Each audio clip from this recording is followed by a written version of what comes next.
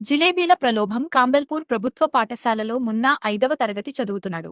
ఒకరోజు తన పాఠశాల ఫీజు చెల్లించడానికి జేబులో రూ. 4 పెట్టుకుని స్కూలుకు వెళ్లాడు. అయితే అతని ఉపాధ్యాయుడు మాస్టర్ గులాం మహమ్మద్ సెలవులో ఉండటంతో ఆ రోజు ఫీజు చెల్లించడం సాధ్యపడలేదు. తిరిగి ఇంటికి వస్తుండగా వేడి వేడి జిలేబీలను చూసి మున్నా మనస్సు చలించింది. అతని జేబులోని నాణేలు గలగలలాడటం మొదలుపెట్టాయి. నాణేల మాటలు సాధారణంగా నాణేలు మాట్లాడవు, కాని ఆ రోజు అవి నిజంగానే మాట్లాడాయి. రూపాయి ఇలా అంది, "ఏం ఆలోచిస్తున్నావు?" అని అడుగుతూ ఆ తాజా జిలేబీల వైపు అతని దృష్టిని మళ్లించింది. జిలేబీలు తినడానికే ఉన్నాయి. జేబులో డబ్బు ఉన్నవాళ్లే వాటిని తినగలరు. డబ్బు ఖర్చు పెట్టడానికే ఉంటుంది అని మున్నాను ఊరించింది. సలహాను పాటించకపోవడానికి కారణాలు. మొదట్లో మున్నా ఆ నాణేల సలహాను పాటించలేదు. అది ఫీజు కోసం తెచ్చిన డబ్బు. దాన్ని జిలేబీల కోసం ఎలా ఖర్చు చేస్తాడు? అలా చేస్తే ఉపాధ్యాయుడికి, దేవుడికి ముఖం ఎలా చూపించాలి? పైగా అతను బుద్ధిమంతుడు. ఇంట్లో అతనికి తినడానికి అన్నీ ఉన్నాయి. బజారులో వస్తువుల వైపు కన్నెత్తి చూడటం కూడా పాపమని అతను భావించేవాడు.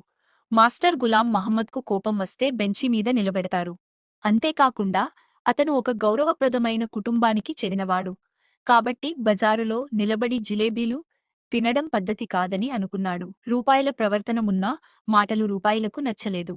అవన్నీ ఒకేసారి గొడవ చేయడం మొదలుపెట్టాయి. ఆ శబ్దానికి దారిపోయేవారు ఆశ్చర్యంగా చూడటంతో మున్నా వాటిని తన పిడికిలిలో గట్టిగా పట్టుకున్నాడు. అప్పుడు ఒక ముసలి రూపాయి ఇలా అంది, "మేము నీ మంచి కోసమే చెబుతున్నాం. నీకు జిలేబీలు తినాలని లేదా? ఈరోజు ఈ డబ్బు ఖర్చు చేస్తే రేపు నీకు స్కాలర్షిప్ విద్యార్థి వేతనం వస్తుంది కదా, దానితో ఫీజు కట్టొచ్చు" అని నచ్చజెప్పింది. ప్రలోభం మరియు జిలేబీల పంపిణీ. మున్నా తన కోరికను అదుపు చేసుకోలేకపోయాడు. చెప్పు కూడా వేసుకోకుండా బజారుకు పరిగెత్తాడు. హల్వాయి మిఠాయి వ్యాపారి దగ్గరకు వెళ్లి రూపాయికి జిలేబీలు ఇవ్వమన్నాడు. ఆ రోజుల్లో రూపాయికి చాలా జిలేబీలు వచ్చేవి. హల్వాయి ఒక వార్తాపత్రిక నిండా జిలేబీలు ఇచ్చాడు. మున్నా వాటిని తీసుకుని ఒక సందులోకి వెళ్లి కడుపు నిండా తిన్నాడు. అక్కడకు చుట్టుపక్కల పిల్లలు చేరారు. మున్నా వారికి కూడా జిలేబీలు పంచాడు. ఇది తెలిసి ఇంకా ఎక్కువ మంది పిల్లలు, భిక్షగాళ్లు వచ్చారు.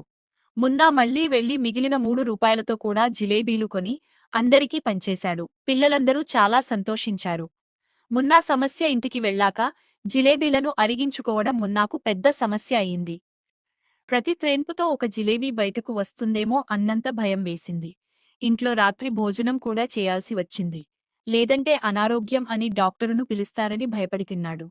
ఆ రాత్రంతా జిలేబీలగే ముడుచుకుని పడుకున్నాడు. కాని అదృష్టవశాత్తు అవి అరిగిపోయాయి. మరో సమస్య. మరుసటి రోజు స్కూలుకు వెళ్ల మున్నాకు ఒక షాకింగ్ వార్త తెలిసింది. ఆ రోజు స్కాలర్షిప్ రాదని, వచ్చే నెల వస్తుందని తెలిసింది. మాస్టర్ గులాం మహమ్మద్ విరామ సమయంలో ఫీజు వసూలు చేస్తానని ప్రకటించారు. దాంతో మున్నా భయపడి స్కూలు నుండి తప్పించుకుని రైల్వే స్టేషన్ వైపు వెళ్లిపోయాడు. పెద్దలు చెప్పిన 2 మాటలు గుర్తుకొచ్చాయి. 1. రైల్వే పట్టాలు దాటకూడదు. 2. ఫీజు డబ్బుతో మిఠాయిలు తినకూడదు. స్కూలుకు గైర్హాజరు. రైల్వే పట్టాల పక్కన ఒక చెట్టు కింద కూర్చుని మున్నా తన పరిస్థితి గురించి ఆలోచించాడు.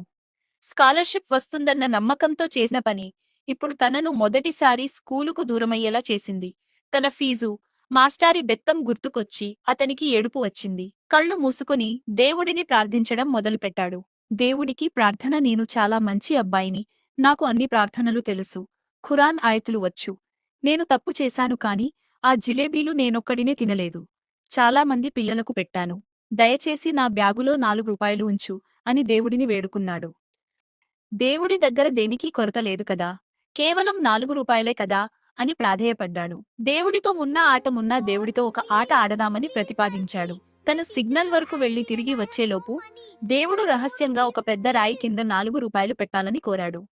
బిస్మిల్లా అని చెప్పి రాయిని ఎత్తాడు. కాని అక్కడ డబ్బుకు బదులు ఒక పెద్ద వెంట్రుకలున్న పురుగు కనిపించింది. మున్నా భయంతో కేక వేస్తూ పరుగెత్తాడు. మళ్లీ వెళ్లి చూసినా ఆ పురుగు అతని వైపు చూస్తూనే ఉంది.